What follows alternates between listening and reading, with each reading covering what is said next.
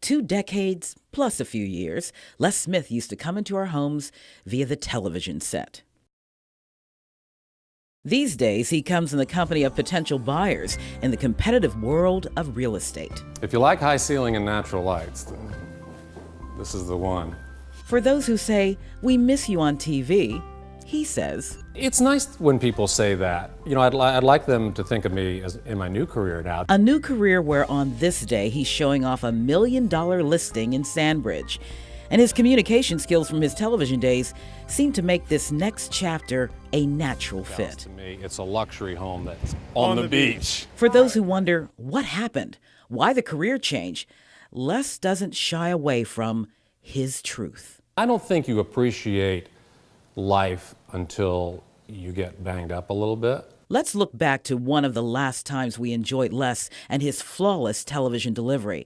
He was the calm after the storm in the aftermath of the Suffolk tornadoes in April 2008. Welcome back to News Channel 3's live coverage of the aftermath of a tornado which slammed through Suffolk yesterday afternoon. I'm Les Smith, live outside Obacy Hospital. Full disclosure, Les and I go way back. We anchored together in the 1980s. You might say we grew up together in the business.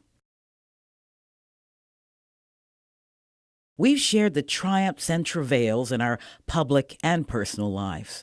But what I didn't know is my friend of more than 2 decades was experiencing turmoil as damaging on a personal level as the wreckage he reported on during one of his last assignments.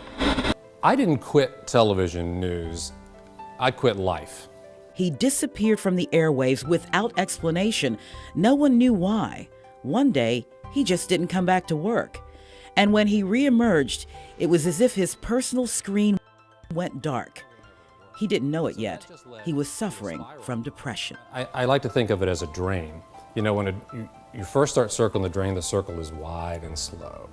And then when you get closer to the drain, it becomes short and fast. I did it with lots of different things. Alcohol, relationship, spending, you name it. A lot of people who battle depression use all these things to try and take that pain away. I mean, I ended up in a hospital in New York City where I was working. And I really wanted to die. I was trying to die. Alcohol was one of the instruments that nearly took his life, but the endless stream of booze led to an awakening. Emotionally, physically, most of all spiritually, I was down to nothing.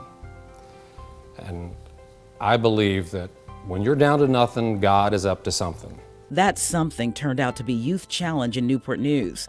Les credits the program here with turning his life around. My relationship with Jesus Christ now has given me hope, which is something I didn't have for a long time. I see something new in my old friend, not just the ease with which he describes every detail of his listing to potential buyers.